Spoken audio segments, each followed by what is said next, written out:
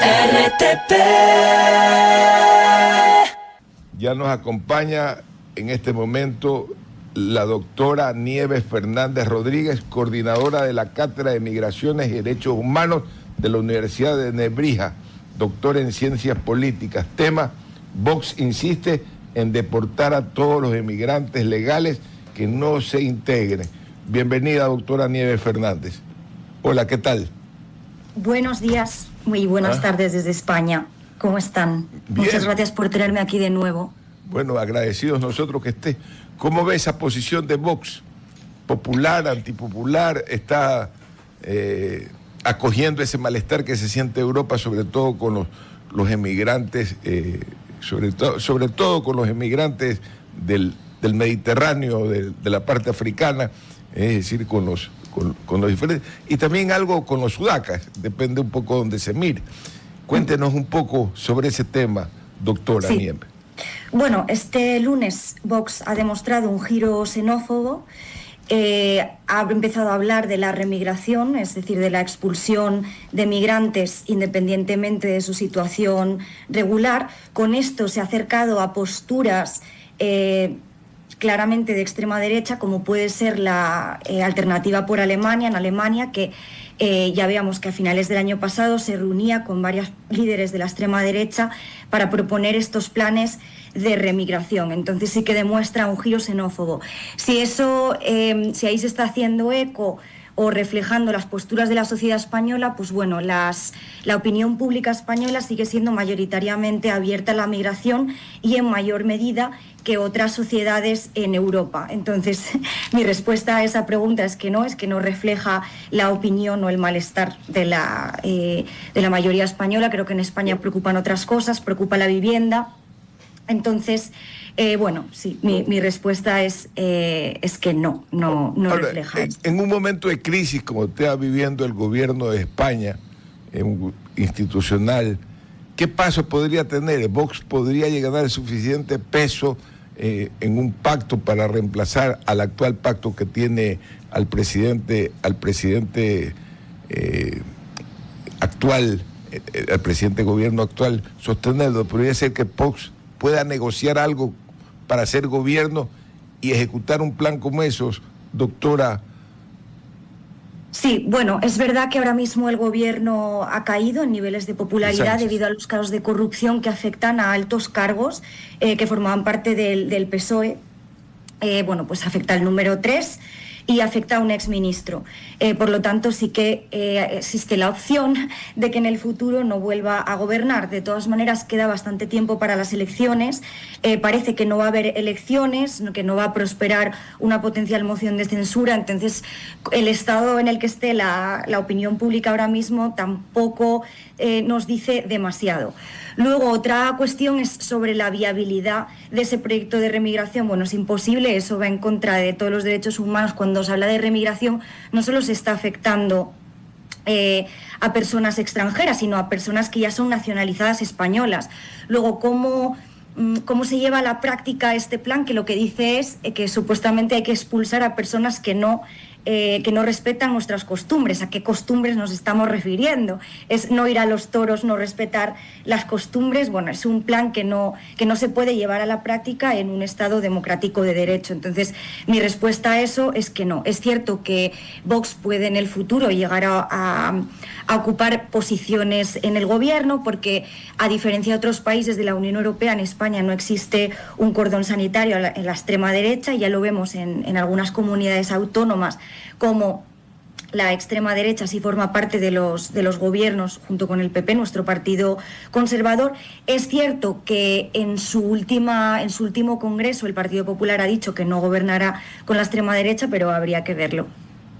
Adelante, Nino. Doctora Fernández, muy buenos días. Yo quería un poco preguntarle, y es de alguna manera mi inquietud, en una coyuntura tan compleja como la que vive hoy por hoy Europa, de cara a este globalismo que cada día se fragmenta más, teniendo hoy por hoy una de las economías más importantes en cuanto a consumo, en cuanto a requerimiento de bienes, pero con un problema de recambio demográfico, ¿cuál es la proyección real de este tipo de políticas, de una u otra manera, de aislamiento en cuanto a las dinámicas migratorias si de una u otra manera tengo este déficit de recambio? ¿Hacia dónde apunta, por ejemplo, una España, hace muy poco criticada por uno de los grandes aliados, digamos, del partido que usted mencionaba, el presidente Trump, precisamente por el no ajuste de su presupuesto a gasto militar? Y hablamos de España, que tiene una vinculación internacional importante por la comunidad latinoamericana, por el idioma. Entonces, ¿hacia dónde va una Europa que se aísla del mundo? Esa es mi pregunta. Bueno, una cosa importante que quiero resaltar es que las políticas migratorias son más restrictivas en el discurso, o sea, en la retórica, que luego de lo que son en la práctica. O sea, lo que ha hecho Europa durante muchos años es atraer a migrantes sin decirlo mucho públicamente, porque es verdad que no es un discurso popular, y luego sí teniendo un discurso pues de securitización, de incremento de la securitización de fronteras. Entonces no hay una correspondencia entre lo que los estados dicen y lo que los estados hacen. Entonces yo creo que las cosas seguirán un poco por ahí. Otra cosa que quería destacar de la política de Vox es que Vox rechaza sobre todo al migrante, o sea, tiene un discurso bastante islamófobo y bastante anti-árabe, anti-africano. No tiene el mismo discurso hacia los migrantes que, por ejemplo, provienen de países latinoamericanos, sobre todo de los que provienen de países que están gobernados por regímenes que se consideran de izquierdas o socialistas. Frente a esto sí que tiene una cierta simpatía. De hecho, hay algunos estudios académicos que muestran, ¿no?, esa diferencia o ese nacionalismo selectivo que afecta a unos migrantes y no a otros. Entonces yo diría que no hay ese cierre finalmente, ni siquiera por parte de los partidos más nacionalistas. Creo que es más un discurso que luego lo que son las políticas, porque, como usted dice, la realidad impide que los estados nos podamos cerrar en la práctica a esas dinámicas. Por otro lado, me gustaría un poco que nos dé un panorama de la situación convulsiva. Leo casi todos los días los periódicos españoles y se nota una situación compleja, pero al mismo tiempo no es fácil tumbar al señor Sánchez, que está encaramado ahí con todo tipo de acusaciones.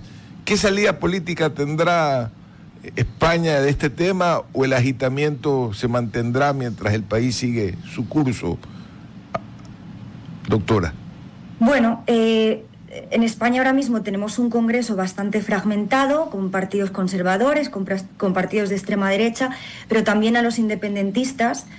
Y para que una moción de censura, que es un mecanismo que existe en los sistemas parlamentarios para retirar al gobierno, prosperase, tendría que ser con el apoyo de estos partidos independentistas. Y a estos partidos independentistas les cuesta mucho votar junto con los partidos conservadores, que tienen un discurso muy antinacionalismos periféricos. Entonces es muy difícil realmente que Sánchez ahora mismo vaya a salir del poder. Las acusaciones tienen relación con algunos miembros del partido, ahora bien no le apuntan aún directamente a él. Entonces no parece que ahora mismo Sánchez, bueno, él ya ha dicho que no va a dimitir, no parece que se vaya a ir del poder, y pues habría que ver lo que pasa en unas elecciones. Lo cierto es que actualmente la izquierda está muy fragmentada, muy dividida, porque no solo está afectado el gobierno el partido, el PSOE, que es el Partido Socialdemócrata, sino los partidos que están a su izquierda. Por ejemplo, en Sumar hay un caso muy llamativo, que es el del antiguo portavoz parlamentario, Íñigo Errejón, pues que se descubrió con conductas muy misóginas, pese a que él tenía un discurso feminista, ¿no?, a que mantenía un discurso feminista. Entonces ahora hay una izquierda muy debilitada, pero habría que ver cómo está la izquierda en unos años, que es cuando va a haber elecciones, y ahora mismo no parece que vaya a haber una anticipación de esas elecciones. Doctora Fernández, le quedamos muy agradecidos por haber compartido una parte de su media tarde allá en España. Un abrazo inmenso.